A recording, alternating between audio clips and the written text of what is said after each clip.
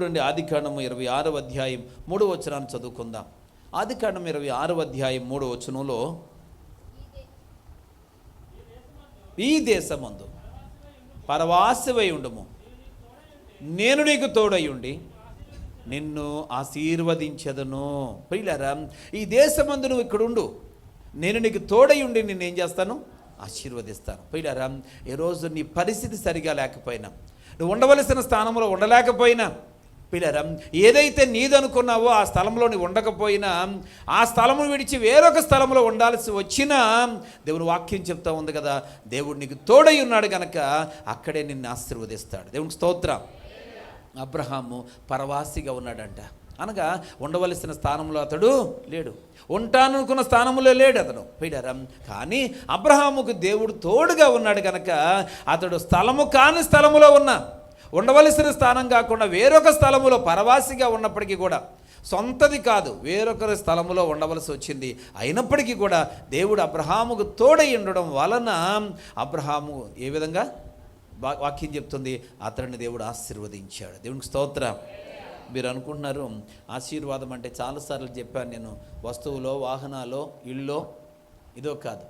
నీవు గతం కంటే ఇప్పుడు సుభిక్షంగా, క్షేమంగా, ధైర్యంగా, సంతోషంగా ఉండగలుగుతున్నామంటే అదే దేవుడిచ్చిన ఆశీర్వాదం. దేవునికి స్తోత్రం. ఏమండి, అది ఉంటే అన్నీ సమకూడతాయి.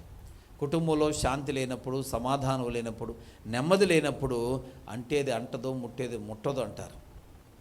వీళ్ళారా, కాబట్టి ఏది జరిగినా, ఏది ఉన్నప్పటికీ కూడా సంతోషం ఉండదు అక్కడ, ఏది ఉండదు, సంతృప్తి ఉండదు, ఆనందం ఉండదు. కనుక ఈరోజు అనేకమైన వాటిని కలిగిన వారు ఉన్నారు, కానీ వారి జీవితాల్లో శాంతి సమాధానాలు లేవు. మరి దేవుని బిడ్డలారా, వారికంటే రోడ్డు ప్రక్కన మా యొక్క ప్లాట్ఫారం మీద అడుక్కునే వాళ్ళ పరిస్థితి మంచిదండి. వీళ్ళారా, ఈరోజు కోటీశ్వర్లు ఉన్నటువంటి ఎంతోమంది ఉన్నారు, వాళ్ళ స్థితి కంటే ఆ రోడ్డు పక్కన ప్లాట్ఫారం మీద ఉన్న వారి యొక్క స్థితే మేలు. ఎందుకంటే వీళ్ళు ప్రశాంతంగా ఉండగలుగుతున్నారు, ఆ టైంకి ఏదో ఒకటి తిని ప్రశాంతంగా తిని సుఖంగా ఉండగలుగుతున్నారు. వీళ్ళారా, బస్ స్టాండ్ దగ్గర అక్కడెక్కడ అడుక్కుంటున్న వారే బెటర్ అండి, కోట్ల రూపాయలు ఖరీదు చేసే ఇళ్లలో ఉండేవారి కంటే. దేవుని బిడ్డలారా, ఎందుకు ఈ మాట జ్ఞాపకం చేస్తున్నానంటే, అనేక మందికి ఆశీర్వాదం అంటే డబ్బు కాదు, ఆశీర్వాదం అంటే భవనాలు కాదు, ఆశీర్వాదం అంటే వస్తు వాహనాలు కాదు. వీళ్ళారా, మన శరీరం ధరించుకునేటువంటి వస్తువులు కాదు. దేవుడు నన్ను ఆశీర్వదించి ఈ వస్తువు ఇచ్చాడండి, దేవుడు నన్ను ఆశీర్వదించి ఇది ఇచ్చాడండి అని చెప్పేసి చాలామంది చెప్తూ ఉంటారు. పిల్లరా, అది ఎలా కొన్నావు అని అంటే, లోన్ డబ్బులు వచ్చినాయి అండి, అది ఎట్టు కొన్నానండి. మరి ప్రతి నెల లోన్ కడుతున్నావా? 3 నెలల నుంచి కట్టలేదండి. 3 నెలల నుంచి లోన్ కట్టలేదు, అప్పు తెచ్చి ఏం చేసావు? ఒక వస్తువు కొన్నావు, అప్పు తెచ్చేసి ఒక వాహనం కొన్నావు. పిల్లరా, ఈరోజు అది నీకు ఆశీర్వాదం ఎలాగవుతుంది? నువ్వు అప్పులు పాలైపోతున్నావు. ప్రియ దేవుని బిడ్డలారా, ఆశీర్వాదం అంటే అప్పులు పాలవడం కాదు. ఇది నా దేవుని వాక్యం ఉంటున్న మనందరం గమనించాలి. ప్రతిదీ మనం ఆశీర్వాదం అనుకుంటున్నావు. నువ్వు ప్రశాంతంగా సుఖంగా ఉండగలుగుతున్నావంటే దేవుడు ఆశీర్వాదం నీ మీద ఉంది. హల్లెలూయా, హల్లెలూయా. పిల్లరా, ప్రతిదాన్ని మనం మనసులో పెట్టుకొని ఎక్కువగా ఆలోచన చేయకూడదు, దేని గురించి కూడా ఆలోచన అధికంగా చేయకూడదు. కారణం ఏంటంటే, మన పట్ల మనకు దేవుడు తోడుగా ఉన్నాడు, ఆయన మనల్ని నడిపిస్తున్నాడు. దేవునికి స్తోత్రం.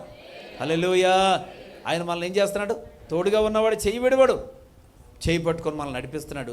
ఆయన చేత నడిపించబడుతున్న మనము ఏ మార్గంలో వెళ్ళాలని దేవుడు అనుకున్నాడు, ఆ మార్గంలో దేవుడు తీసుకొని వెళుతున్నాడు. వెళ్ళనివ్వండి. అది కష్టంగా మనకు అనిపించినా కష్టంగా భావించొద్దు. పిల్లరా, శ్రమగా మనకు అనిపించిన శ్రమల్లో ఉన్నామని బాధపడద్దు.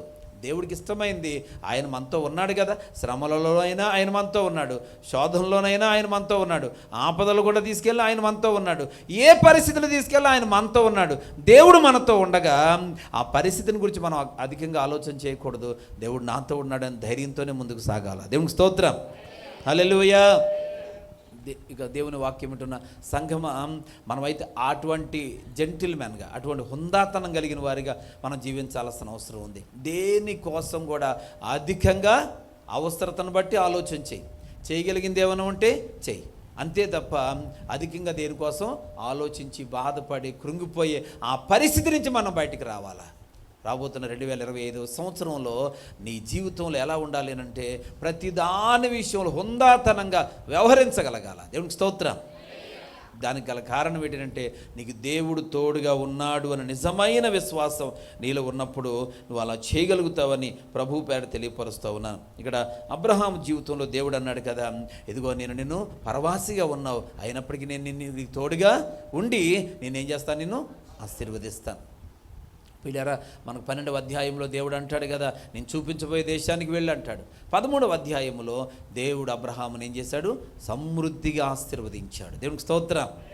దేశంగా దేశానికి వచ్చాడు. పిల్లరా, ఆ 8వ వచనంలో మనం చూస్తాం, 12వ అధ్యాయం 8వ వచనంలో చూస్తాం. పిల్లరా, తీయాల్సిన అవసరం లేదు, కానీ అక్కడ అబ్రహాము ఒక బెతేల్ అనే ప్రాంతానికి వెళతాడు. వెళ్ళి అక్కడ గుడారం వేస్తాడు. అక్కడ గుడారం వేసి అక్కడ ఒక బలిపీఠం కట్టి యెహోవా నామములో బలులు అర్పించడం మొదలు పెడతాడు. పిల్లరా, ఆ ఫలితంగా దేవుడు 13వ అధ్యాయం దగ్గరికి వెళ్ళేటప్పటికి అబ్రహాము యొక్క ఆస్తి లెక్కలేనంతగా మారిపోయింది. పిల్లరా, దేవుడు అబ్రహాముకు సమృద్ధిని ఇచ్చేసినట్టుగా చూస్తూ ఉన్నాం. కారణం ఏంటంటే అబ్రహాముకు దేవుడు తోడై ఉన్నాడు. దేవునికి స్తోత్రం. దేవుని తోడు కోరుకుందాం, మనం దేవుని యొక్క సహకారాన్ని కోరుకుందాం, దేవుడి యొక్క సహాయాన్ని కోరుకుందాం. ప్రియమైనటువంటి దేవుని బిడ్డలారా, ఈరోజు దేవుడు తోడు లేకపోతే మనం ఇలా ఉండేవారం కాదు. 2024వ సంవత్సరం అంతా నీకు వాగ్దానం ఇచ్చిన దేవుడు నీకు తోడై ఉన్నాడు. స్తోత్రం చెప్దామా? ఒక దైవజనుడిగా దేవుని ప్రేరణతో చెప్తున్న మాట ఇది.